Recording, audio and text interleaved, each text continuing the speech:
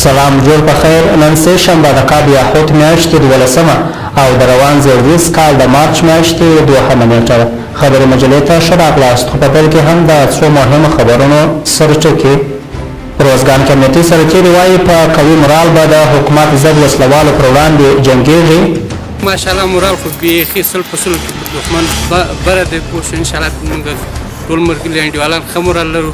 افغان ځواکونو د کندهار ښار د نیولو لپاره د طالبانو پلان له ماتې سره مخ کړی. د افغان سولې لپاره د امریکا ځانګړي استازي زلمي خلیلزاد کابل کې د عبدالله سره پر سوله خبرې کړي.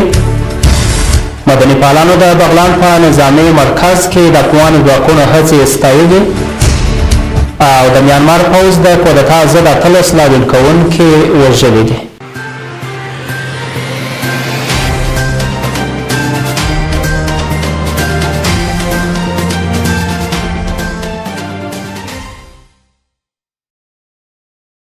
درنو لیدونکو او درنو اوریدونکو بیا هم ښه راغلاست. خبري ساتر ته زه خان محمد سیال وړاندې کوم. افغان ځواکونو د کندهار ښار د نیولو لپاره د طالبانو پلان له ماتې سره مخ کړی. د کورنیو چارو وزیر مسعود اندرابي او نورو جګپوړو پوځي چارواکو د کندهار د ناامنه ولسوالۍ ارغنداب څخه د لیدنې پر مهال دغه څرګندونې کړې.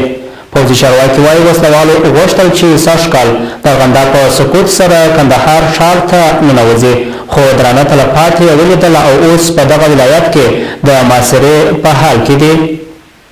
د یکشنبې په ورځ د هیواد د کورنۍ چارو وزیر مسعود اندرابي او د ملي دفاع وزارت مرستیال شاه محمود میخیل د کندهار د ارغنداب ولسوالۍ له روانو پوځي عملیاتو څخه د لیدنې پر مهال ویل چې افغان ځواکونو د وسلوالو طالبانو هغه پلانونه له ماتې سره مخ کړي چې غوښتل یې د کندهار د ارغنداب په سقوط سره د کندهار ښار ته ننوځي. د کورنۍ چارو وزیر مسعود اندرابي وایي چې په تیرو 2 میاشتو کې افغان ځواکونو سره جګړه کې کندهار کې تر 650 زیات وسلوال وژل شوي او اوس دغه ډله د افغان ځواکونو لخوا کندهار کې د محاصرې په حال کې ده. دشمن که فکر میکرد که با سقوط از این منطقه و با تحکیم پست‌های بسیار زیاد، تونل‌های بسیار زیاد میتونستن یک جبهه عقبی قوی جور کنند برای ورود به قندهار، او مطلق به شکست و یک تلفات سنگین روبرو شده. انشالله که ما مطمئن هستیم که در سایر نقاطی که طالب فکر میکنه از راه جنگ میتونه کشتار مردم ادامه بده، انشالله که اونا به سقوط مواجه میشن و مثال از او همیشه در ارغنداب است.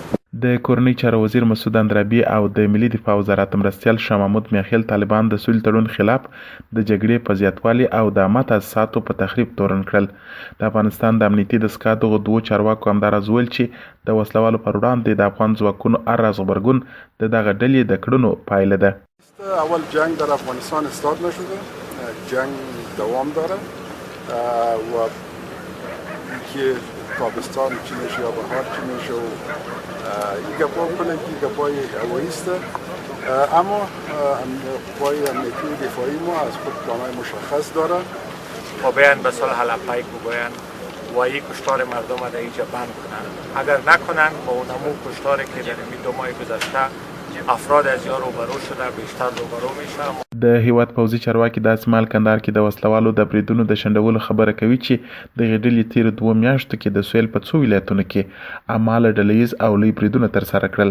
خو د دغه ډلې د قطر دفتر ویاند محمد نعیم ویلي چې طالبانو د تیر په پرتله خپل بریدونه کم کړي دي. روزګان کې د جګړې د لومړۍ کرښې امنیتي سرتیري وایي د ژوند تر اخري سلګۍ پورې به د دې خاورې او خلکو ساتنه کوي. امنیتي سرتیري وایي په قوي مورال سره به د حکومت ضد وسلوالو پر وړاندې جنګېږي.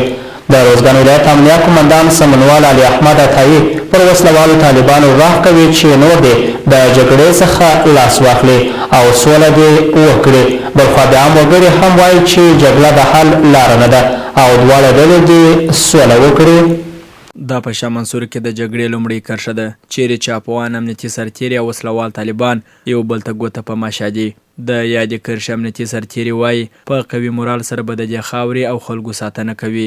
دوی وایي د ژوند تر اخري سلګۍ پورې به د افغان حکومت او مخالفینو پر وړاندې جنګېږي. ماشاءالله مورال خو بیخي سل په سلو کې دښمن بره دی پوه شو انشاءالله موږ ټول ملګري انډیوالان ښه مورال لرو او زړه دې خلاصه جنګي. خو دوی ته زموږ پیغام دا دی چې ریدي شي سوله دې وکړي، وینه تویونه دې بند کړي، ورور وژنه دې بند کړي.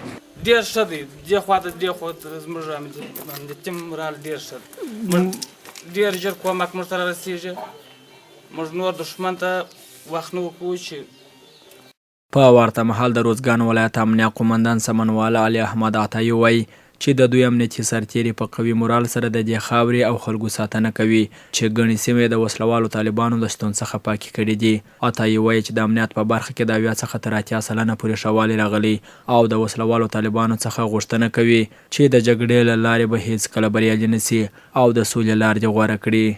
امنیتي او دفاعي ځواکونه او خصوصا پولیس ملي په لومړۍ کرښه کې ډېر په پوره مورال قوي مورال باندې جنګیږي چې حتی د راوت ولسوالۍ ته موږ سفر درلودې په ګیزه ولسوالۍ کې مو عملیات درلود مخته ولاړه هغه د امنیتي او دفاعي ځواکونه او خصوصا د پولیسو مورال قوي مورال و چې موږ مخته ولاړو. وسلوال طالبانو ته څه غوښتنه دا ده چې هیڅ وخت په افغانستان کې د جنګ ګټونکی نشته او دوی د سولې د لارې د سولې پروسه واضح معلومه ده لاره معلومه ده چې دوی د سولې د پروسې سره خبرې وکړي او په جنګ کې دوی ګټون کېدلی نه سي. د دوی په دوی جنګ کوي د دوی په مقابل باندې موږ اتمن جنګ کوو او موږ جنګیږو او زموږ مورال قوي دی دوی د سولې د پروسې سره یو ځای سي.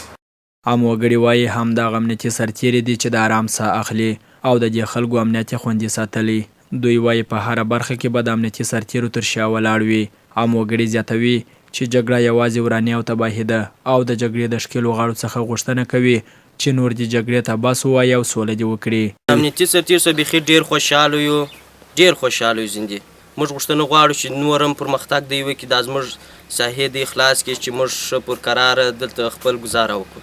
ډېر ځینې خوشحاله وروره چې امنیت یې موږ ته راوستلی دی موږ ته وروره په پوستو کې ناست یې په سنګر کې وروره شپه ورځ جنګونه پر کېږي جنګونه یې وروره پرمختللي سلاوي نه لري ټانګان نه لري وروره چې حکومت کومک ورسره وکړي ټانګان ورکړي پوستې خوندي کړي د دښمن مخه ونیسي نه دی.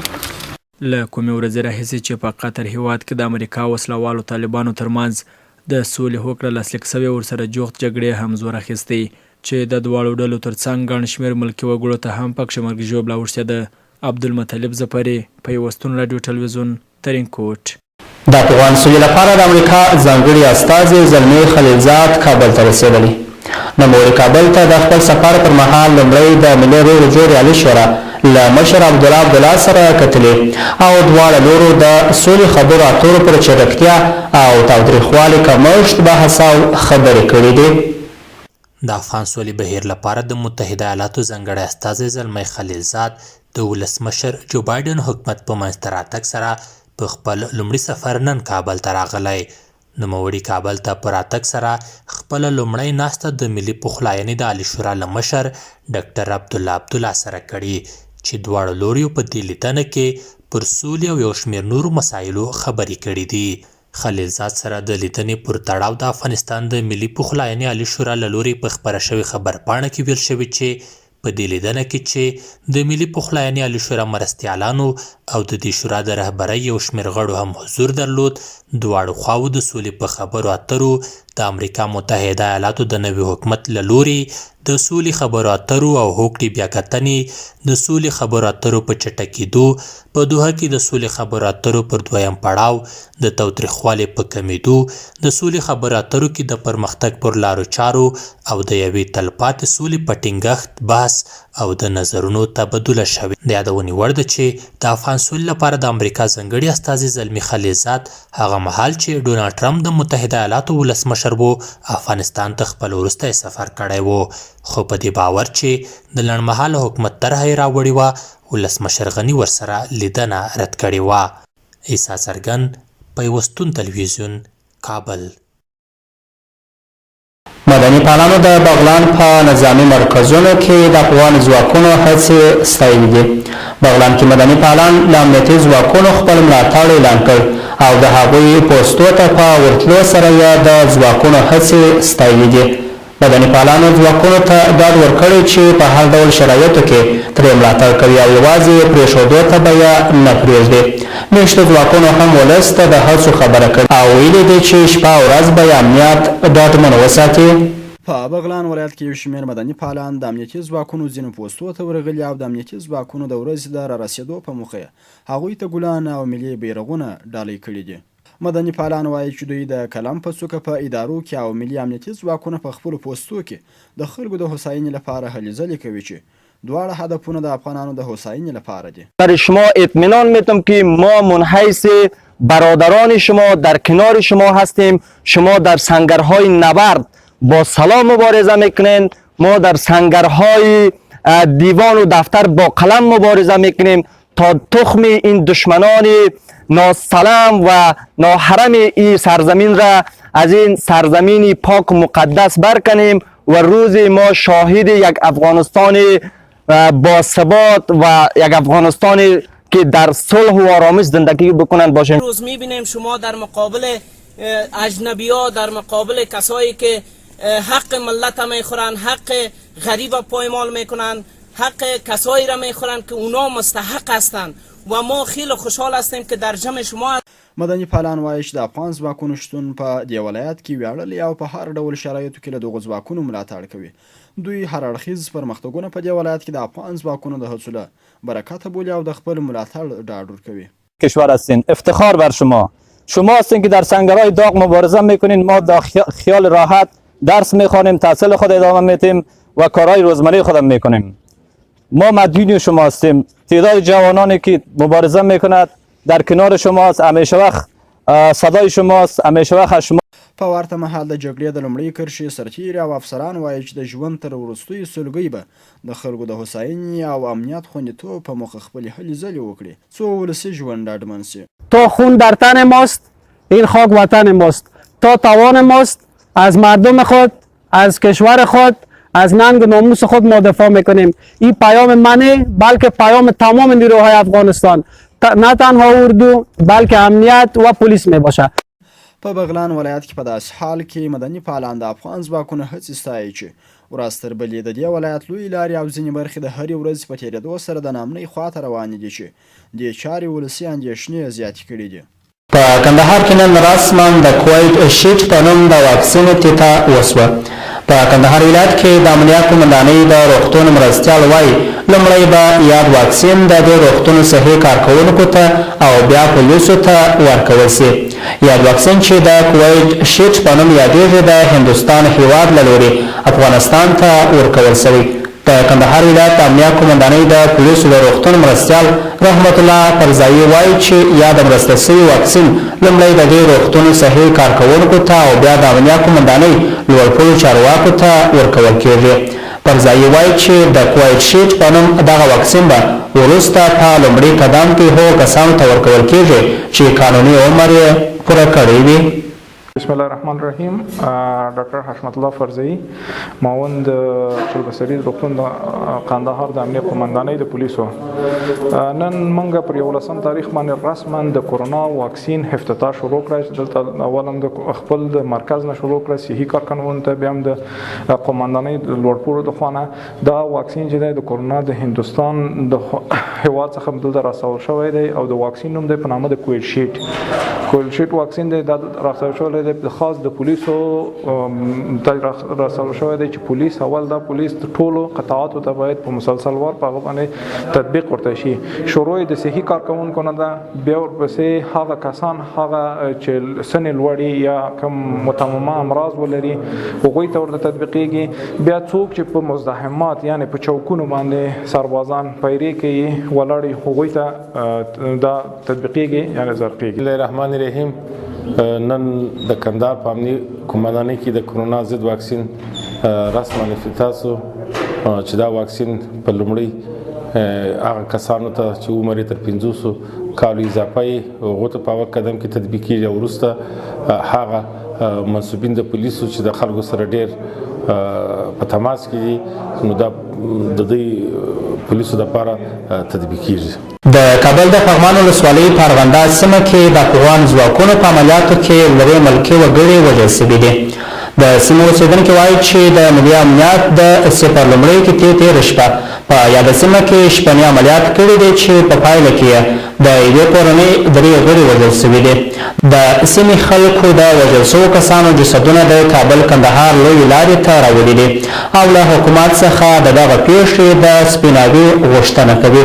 دوی وایي چې وژل سوي کسان ملکیان دي او له هېڅ کومې وسلوالې ډلې سره تړاو نه درلود. امنیتي چارواکو تر اوسه په دې اړه رسنیو ته څه نه دي ویلي. د سولې په چارو کې د دولت وزیر وایي که طالبان ورباندې وکړي نو د نورو بندیانو پر خوشي کولو غور کوو. افغان حکومت وایي که طالبان ورباندې وکړي نو دوی تیار دي چې د نورو بندیانو پر خوشي کولو هم غور وکړي. د سولې په چارو کې د دولت د وزارت وزیر په یوه خبري غونډه کې د خبرو پر مهال ویلي دي چې د افغانانو تر ټولو ستره هیله دا وه چې د بندیانو پر خوشي کولو وروسته باید افغانستان کې ورباند رامنځته کېږي او جګړې به پای ته رسېږي. د ده په وینا یو کال د امریکا او طالبانو د هوکړې وسو خو د افغانانو لپاره یې هېڅ ګټه نه ده کړې. ملي دفاع وزارت وایي افغان پوځ د هر ډول ګواښ پر وړاندې د مبارزې وړتیا لري. ملي دفاع وزارت وایي هغه تبلیغات ناسم دي چې ګواکې طالبان پیاوړي سوي او د پسرلي په راتګ سره به سختې جګړې وکړي. د ملي دفاع وزارت لومړي مرستیال شاه محمود میاخیل نن د افغان ځواکونو لپاره په یوه جوړه سوي نندارتون کې د خبرو پر مهال ویلي چې طالبانو تر اوسه جګړو ته ادامه ورکړې ده او دوی له سره جګړه کمه کړې نه ده. نو له همدې امله د دوی له لورې د سختو جګړو ګواښونه بېمانا دي. خلیلزاد او ډاکټر عبدالله پر بین الاقواني مذاکراتو خبرې کړې دي. د افغان سولې لپاره د امریکا د بهرنیو چارو وزارت ځانګړي استازي کابل ته راغلي او د ملي مصالحې عالي شورا له مشر او مرستیالانو سره یې کتلي دي. د ملي مصالحې عالي شورا له لورې په خپره سوې اعلامیه کې راغلي چې زلمي خلیلزاد او ډاکټر عبدالله د سولې پر وروستیو پرمختګونو خبرې کړي. په دې لیدنه کې تر ډېره پر بین الاقواني خبرو د تاوتریخوالي کمولو د مذاکراتو پر دوهم پړاو او نورو مواردو بحثونه سوي دي. دواړو لورو همداراز ټینګار کړی دی چې د سولې پر هوکړه بیا کتنه باید چټکه کړل سي او دغه راز د ژر تر ژره بین الاقواني مذاکرات بیا پایلې ته ورسول سي. د ملي مصالحې د عالي شورا مشر نن د افغان سولې لپاره د امریکا له ځانګړي استازي ډاکټر زلمي خلیلزاد سره ولیدل.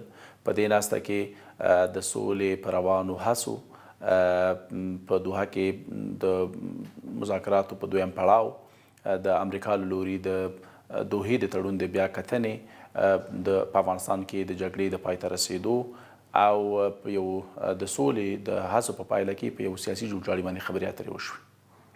ترکیه وایي د افغانستان د سولې له پروسې خپل ملاتړ ته ادامه ورکوو.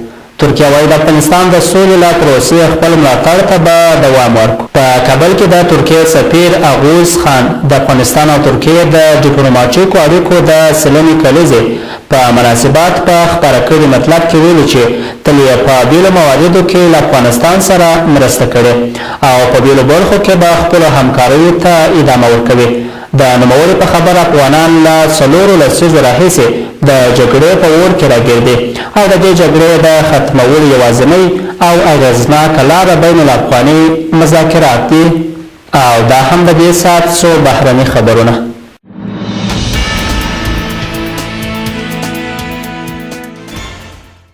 د میانمار پوځ د کودتا ضد 18 لاریونوال وژلي دي. په میانمار کې د کودتا ضد لاریونوالو باندې د پوځیانو په ډزو کې 18 تنه وژل سوي او تر 10 ډېر نور ټپیان سوي دي. ملګرو ملتونو د لاریونوالو پر وړاندې د پوځیانو تاوتریخوالی غندلی او پر پوځ یې غږ کړی چې د لاریونوالو پر وړاندې باید له زوره کار وانخلي.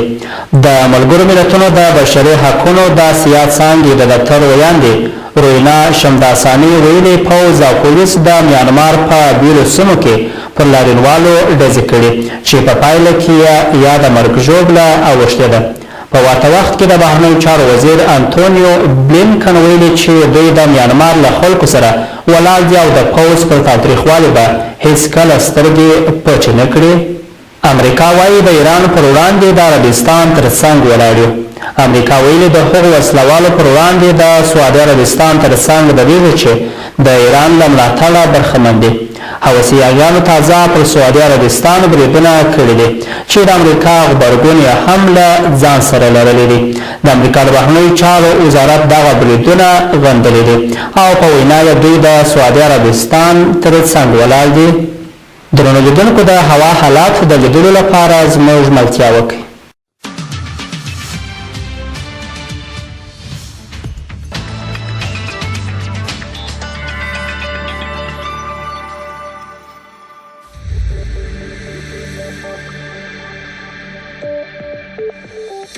د پیوستون راډیو ټلویزیون لیدونکو او اوریدونکو د هوا حالاتو ته مزه فیصل هرکلی کوم. بسم الله الرحمن الرحیم. کابل اسمانځای ځای ورځ د تودوخې لوړ درجه 14.3. ننګرهار اسمانځای ځای ورځ د تودوخې لوړ درجه 24.11. بلخ اسمان ورځ د تودوخې لوړ درجه 18.8. هرات اسمانځای ځای ورځ د تودوخې لوړ درجه 19.3. کندهار اسمانځای ځای ورځ د تودوخې لوړ درجه 25.9.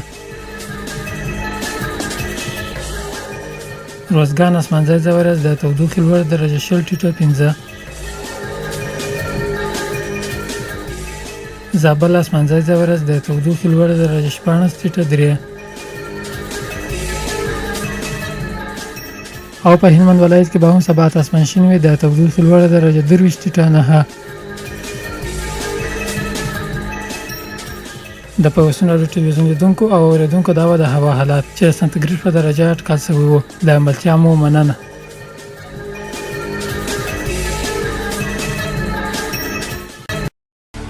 درنو لیدونکو او درنو اوریدونکو په دې سره مو د نن لپاره خبري ټولګه پای ته ورسېدله. تاسو خپلو ټولو همکارانو په مننه تر بیا ښه چای.